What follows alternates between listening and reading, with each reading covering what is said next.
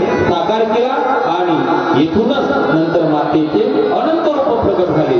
त्या रूपामधून दुर्गेचा सुद्धा अवतार आहे आणि त्या रूपामधून जेवढ्याही राक्षसांना मातेने वध केला त्या सर्व राक्षसांचा वध त्या रूपापासून सुरू झाला। असे मातेचे अनंत रूपे आहेत। त्या अनंत रूपापैकी नवरात्रातले जे 9 रूप आहेत त्याची आपल्याला सेवा करायची आहे। म्हणून या नवरात्रामध्ये मातेला आपण सर्वांना आनंदाने जर काहीतरी वर मागितला तर तो पूर्ण होते। कारण देवांनी मातेची आराधना केली म्हणून देवांनी आराधना केल्यामुळे माता प्रकट झाली।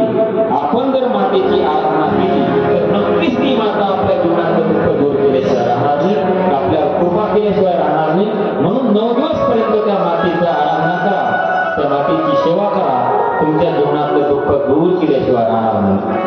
अशी ती माता चंडिका या ठिकाणी आपल्या समोर सादर झालेली आहे।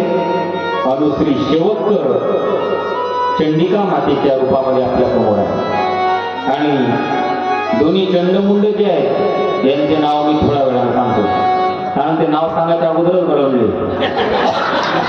कमीत कमी नाव सांगून जायला पाहिजे।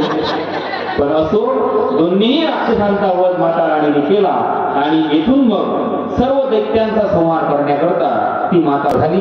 त्या माता राणीचा सोहळा आपल्या सर्वांना पार पडायचा आहे। दोन्हीही यजमानांनी मातेचं या ठिकाणी पूजन करायचं आहे आणि आपल्याला सुद्धा आनंद उत्सव साजरा करायचा आहे। म्हणून आजचं हे 5वं पुष्प माता दुर्गा राणीच्या चरणी अर्पण करून आजच्या सेवेला पूर्णविराम द्यायचा आहे। 5वं पुष्प माता राणीला वाहतो आणि आजच्या सेवेची या ठिकाणी सांगता करतो।